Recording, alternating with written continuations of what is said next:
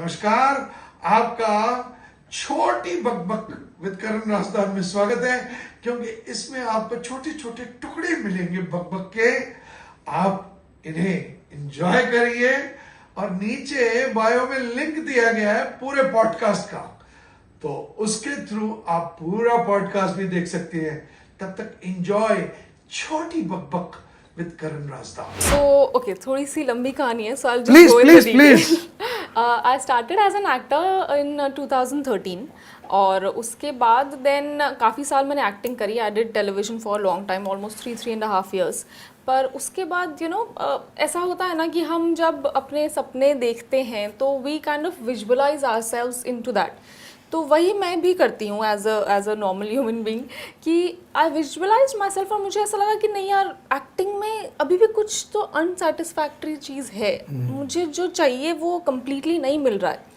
So then I shifted to content creation, और that means कि मैं writing, direction, production, everything I do now. So that is where I felt कि हाँ, ये करना था मुझे। I wanted to be the captain of the ship actually.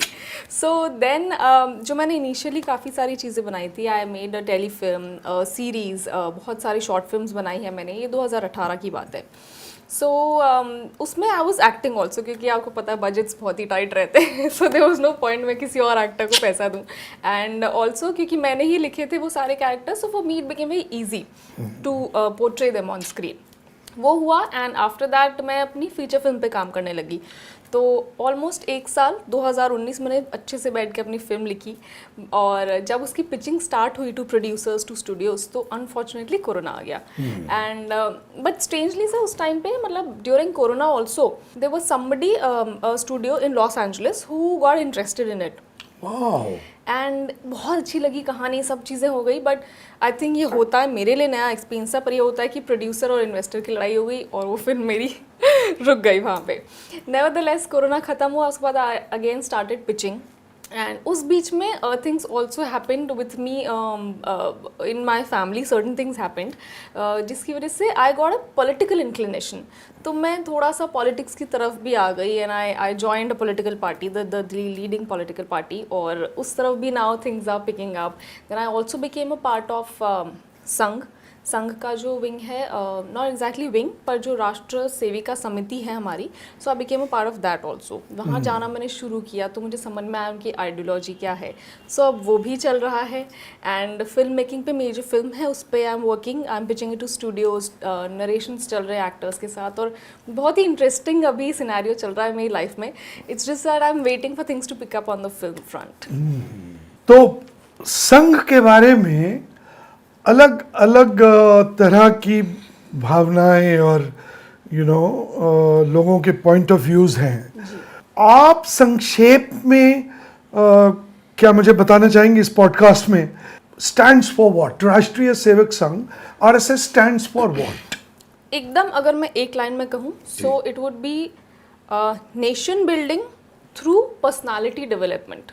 संघ की शाखा में अगर आप जाएंगे तो आपको एक ओवरऑल पर्सनालिटी डेवलपमेंट का आपको मौका मिलेगा, विच इंक्लूड्स कि आप जो भी अपने जीवन में करते हैं, चाहे आप कोई व्यवसाय करते हैं, चाहे आप फिल्में बनाते हैं, वो सब कुछ भारत को याद रखकर, भारत को अपने जहन में रखकर करना चाहिए। कि मैं अगर कोई बिज़नेस कर रही हूँ तो उससे मैं एम्प्लॉयमेंट जनरेट करूँ, या कोई बिज़नेस ऐसा ना हो जो मेरे लोगों को या भारत को पीछे ले जाए। It should take Bharat ahead. So Sangh का primary focus, see they don't care about anything under the world कि कोई क्या सोचता है या क्या बोलता है। देयर पर्पस इज़ वेरी, मतलब our purpose is very clear कि हमें नेशन बिल्ड करना है, एक बेहतर भारत बनाना है। कैसे? हर इंडिविजुअल को बेहतर बनाकर। सेल्फ डिफेंस सीखते हैं हम शाखा में हमारी, हम राष्ट्र के बारे में सीखते हैं, हम जो फॉरगॉटन हीरोज़ हीरोइंस हैं हमारी, उनके बारे में बातें करते हैं, हम प्रार्थना करते हैं, हम देश को आत्मनिर्भर कैसे बना सकते हैं, ये बातें करते हैं। So this is all what Sangh is about. That's the main thing. और क्या संघ में दाखिला लेना या उसकी एक्टिविटीज़ में शामिल होना ये सिर्फ हिंदुओं तक सीमित है? ऐसा नहीं है।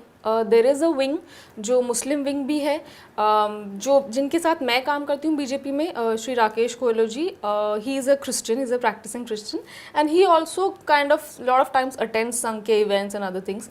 It is about Bharat, it is about a Bharatiya, that's it. उसके बाद फिर कुछ भी हो, इट्स अप टू देम।